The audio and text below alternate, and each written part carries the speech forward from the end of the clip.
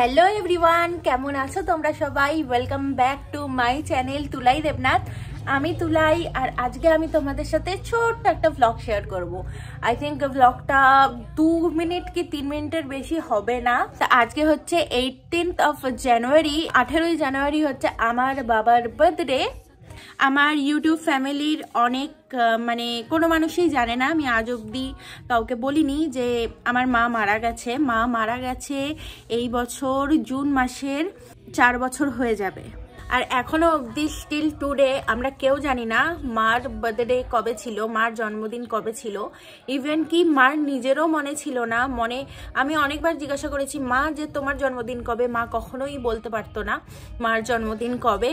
Even তখনকার দিনে voter কার্ডটাই ছিল মেন আইডেন্টিফিকেশন, তো সেখানেও একটা বানানো ডেট দিয়ে ভোটার কার্ড আইডি কার্ড যেটা করা হতো আগেকার দিনে ওরকম করা ছিল। তো এক্স্যাক্টলি যে মার জন্মদিনটা কবে সেটা আমরা কেউ জানি না। মা বেঁচে থাকাকালীন আর মা যখন অসুস্থ হয়ে পড়ে, মা মারা যাওয়ার 4 বছর আগে থেকে পুরো বেড রেস্টে ছিল প্যারালাইসের জন্য। যতদিন সুস্থ ছিল ততদিন প্রত্যেক বছর আমার আর আমার বোনের জন্মদিনটা খুব ধুমধাম করে মা যতটুকু পারতো, যতটুকু মার সামর্থ্য ছিল একা হাতে করতো। আশেপাশের বাড়ির সবাইকে বলতো, মোটামুটি যাদেরকে বলা সম্ভব, বাচ্চা কাচ্চা বলো, খুব ছোট হলে তাদের মাকে, আমাদের বন্ধু বান্ধব, প্রত্যেক বছর ছোটবেলা থেকে দেখে আসছি। তা আমি যখন ক্লাস 11-এ পড়ি 2017 সাল, তখন মার ব্রেন স্ট্রোক হয়। তো তার আগে অবধি 2016 সাল অবধিও প্রত্যেক বছর মা আমার আর আমার বোনের জন্মদিনটা পালন করে এসেছে।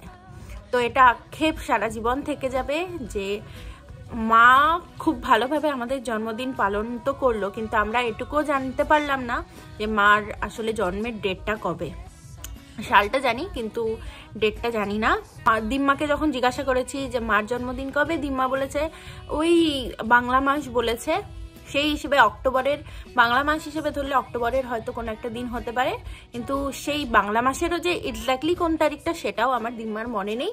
আর মার তো জন্মদিন মনেই ছিল না। সে যাই হোক, কিন্তু বাবার আধার কার্ড বলো, প্যান কার্ড বলো, ভোটার কার্ড বলো, এইটা দেখে আমরা জানতে পারি যে বাবার জন্মের ডেটটা হচ্ছে 18ই জানুয়ারি। তো আগের বছরও আমি এই ডেটে ছোট একটা কেক এনেছিলাম, আমি আর বোন, কারণ কি ফ্যামিলি তো আমি, বোন আর বাবা এই কয়জনই ছিলাম। 2022-এর কথা বলছি, যে বছর বোনের বিয়ে হয়। তো সেই বছরে একটু ছোটোখাটো করে পালন করেছিলাম আমি আর বোন, যতটা আমাদের সামর্থ্য ছিল। তো এই বছরও চেষ্টা করব।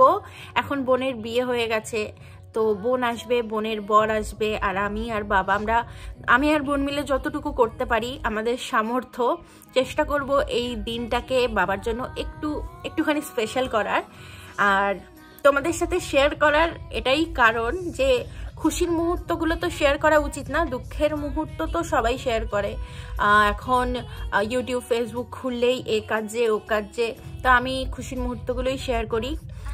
আর একটা জিনিস, যে ফোনে থাকলে ফোন হয়তো হারিয়ে যেতে পারে বা নষ্ট হয়ে যেতে পারে, আর ভিডিও করলে এই ফোনে প্রচণ্ড হারে স্পেসের প্রবলেম হয়ে যায়। পরবর্তীতে যখন ভিডিও করব তো দেখা গেল আমি কোনো সময় এই ভিডিওটা আমাকে বাধ্যতামূলক ডিলিট করতে হলো, সেলিব্রেশনের যে মুহূর্তগুলো রয়েছে তার জন্য ভিডিওটা এডিট করে আমি সোশ্যাল মিডিয়াতে ছেড়ে দিলাম, যাতে ওটা সারা জীবন অক্ষতভাবে ওখানে থাকুক, যখন ইচ্ছা তখন দেখতে পারবো, আর কিছুই না। এর জন্য তোমাদের সাথেও একটা ভ্লগ শেয়ার করা হবে। ভ্লগ তো আমি তোমাদেরকে বলি যে আমি করব, কিন্তু ভ্লগ আর করা হয় না। আর এখন মনে হচ্ছে ভিডিওটা 2-3 মিনিটের হবে না, অনেক বড়ই হবে, কারণ আমি তোমাদের সাথে অনেক কথা বলে ফেলেছি। তো এখন অ্যাকচুয়ালি সকাল, বাইরে তোমরা দেখতেই পাচ্ছ, আর বাবা লিটারালি কিচ্ছু জানে না। বাবার ইভেন মনেও নেই যে বাবার আজকে জন্মদিন। আমরা যেমন জন্মদিন আসার 1 মাস আগে থেকে আমরা এক্সাইটমেন্টে ভুগি যে আমাদের জন্মদিন আসছে, কে কী করবে, কে কী দেবে, কে কেমন সেলিব্রেশন করবে, উইশ করবে কি না, হ্যানা না তেনা না। আমার মা বাবার সেটুকু মনেও থাকে না যে তাদের জন্মদিনটা ঠিক কবে।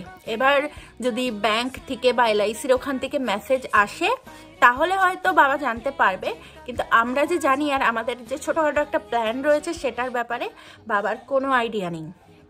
তো কি প্ল্যান বলে দিই, বোন একটা কেক আনবে ছোটর মধ্যে, যেহেতু আমরা 4-5 জন রয়েছি। রাতে হবে আমার লুচি আর চিলি চিকেন, আর এই কম্বোটা আমার ফেভারিট কম্বো, বাবারও খুব পছন্দ।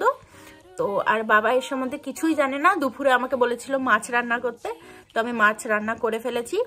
আর একবেলার জন্যই করেছি, জানি ও বেলায় খাবার হবে। তো বাবা কিচ্ছু জানে না, লিটারালি বাবা ঘুমিয়ে পড়ার পর আমি রান্নাঘরে ঢুকে আমি আর বোন রান্না করব, যাতে বাবা কিছু টের না পায়।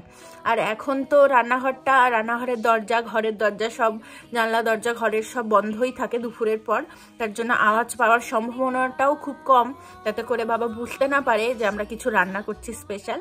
তো সেই যখন আমরা কেক কাটিং করব তখন থেকে তোমাদের সাথে আবার আমি ব্লগটা করা চালু করব। তো এখনের জন্য বিদায় নিচ্ছি। কেকটা খুব সুন্দর হয়েছে। প্রিয় বাবা, এই প্রিয় বানানটা ফুল লাগছে কেন? আরে ওনা হাতে ভালো না, আর এই পুটলিটা নেই। হাই বাবা, হাই, হ্যাপি বার্থডে বাবা, হ্যাপি বার্থডে। এটা তোমার জন্য। আমি কোথায় রাখবো? তুমি এটা কাটে। ও বলাইছো, আমি তাই বলি। সেটা স্টিকারটা না, ঠিক আছে দাঁড়া, আমি করছি রে, তুমি যা।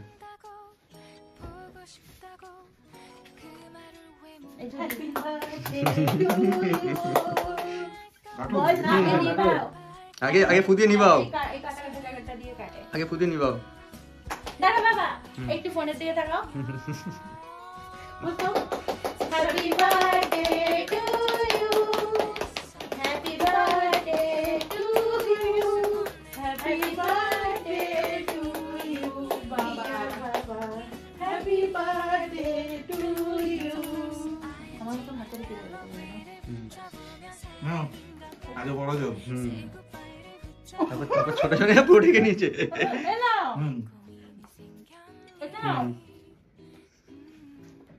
এবার নিচে খাও। দাঁড়াও, নি আমার তোমাদের আগে খাওয়াইনি। আরে ওটা খাও, ওটা চকলেট পুরো না, এখন একটু একটু খাও, তারপর পরে। আরে ওটা চকলেট না, এগুলো তুলো না, তুলো নিয়ে আয়, আমার গিফটটা নিয়ে আয়। ছাগলের পরে আছে দেখ, মোবাইল আনতে ওটাই বাক্যাছে। ধর এবার কেকটা তোমরা কাইটা দাও। ওর বই কাটে আমার গিফটটা কি বন্ধ দিতে, এই রেডটা রেডটা নিশেই করিনি আমি। কি অবস্থা!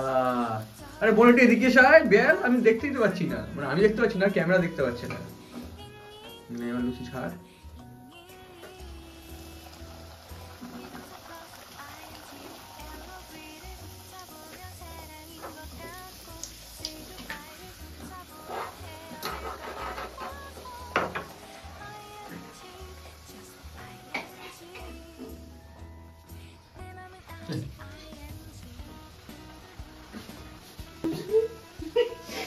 খাও একটু এবার দুজনে মিলে ভালো করে। একটু দাও না, একটু ফোনটা দরকার। আমি